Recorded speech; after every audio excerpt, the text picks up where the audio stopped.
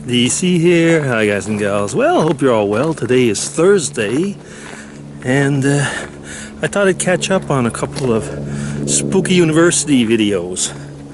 So one of them, I don't remember the numbers as usual, was on dolls, and also I guess if you could consider that the dolls could be, how can we say, possessed, spooked, or I don't know. Well, the question of dolls.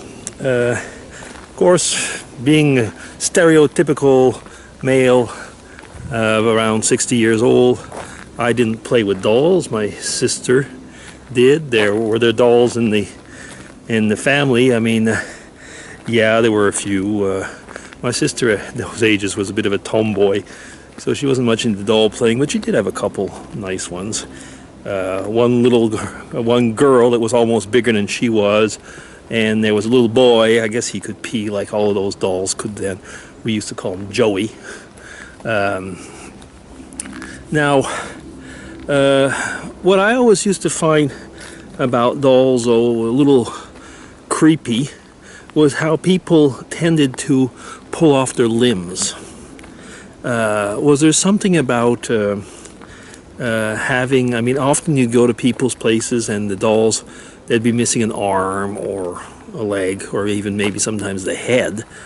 And no, I don't think it was only people that I knew that were creepy. Let me see. But really, I mean, there was, that often happened. And it kind of creeped me out a little bit. I had an aunt who used to collect dolls a little bit, and she gave one to my mom, one of those kind of really, Irene showed one the other day. It looked a little bit like a face that's more like a human being and not so much like a doll-like, and it's a little bit creepy. I don't really like those things all that much. And there was my grandmother used to have these little dolls that she'd dress up and put them into sleds or things like that, you know, and make them look like in sceneries. And maybe some of you remember the toilet paper dolls, you know, where there'd be a toilet paper roll and somehow there'd be a doll head on top of that, like in a, oh goodness, was it like a knitted or crocheted type thing that acted like the dress, I suppose, and went over the toilet paper rolls. Yeah. I think there was also a question about, like, if you think that dolls could be possessed or what. Well, I guess in a way, I mean, voodoo dolls and stuff like that are some type of way of making possession of the dolls. I mean, when the forces of evil get into it, yeah. Well, really not much to say about dolls, is there? That's about it. Yeah. So, the next SpookyUniversity, so I'm making a hodgepodge thing right now. The next one was on teleportation. I'm sorry if I'm mixing these together, but in a way I didn't have enough to say on dolls really to make a full-fledged video. Teleportation. I just watched Dave Nicholson's take on that.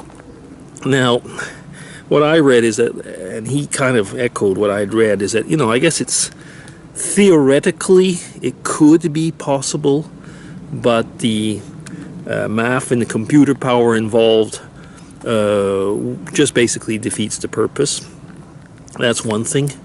The other thing about teleportation, I mean, we've all seen the Star Trek shows, and it's cool. I mean, I've always been fascinated with something like that. I mean, imagine how travel would be easy and everything. But as he said, we can probably eventually get to transport and rebuild matter.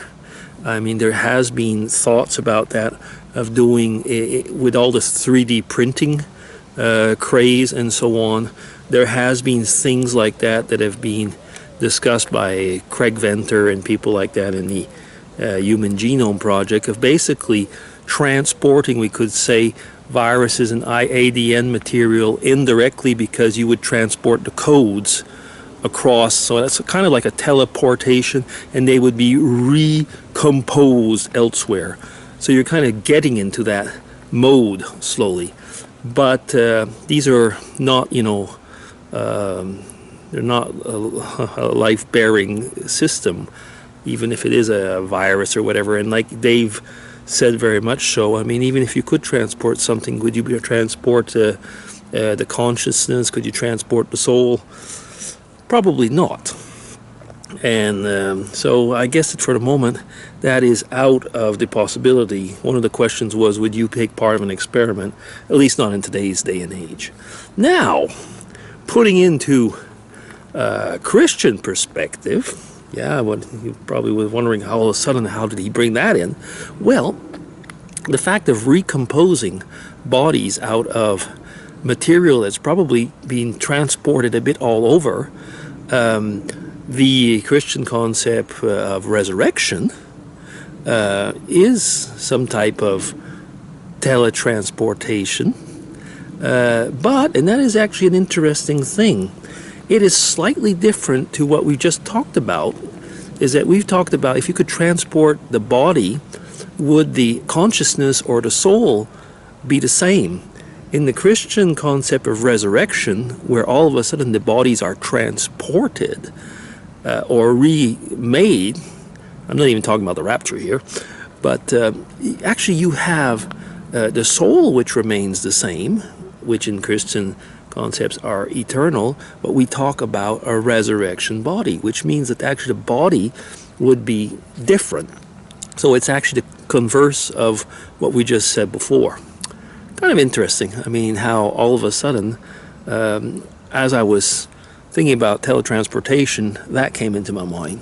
Oh well, anyway. Interesting thoughts. I quite enjoyed putting the two subjects together. They're very, very different.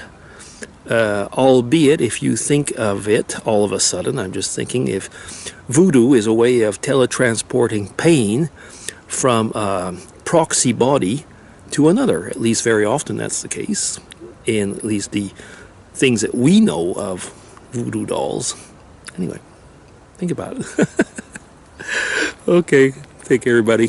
BC signing off. Bye-bye.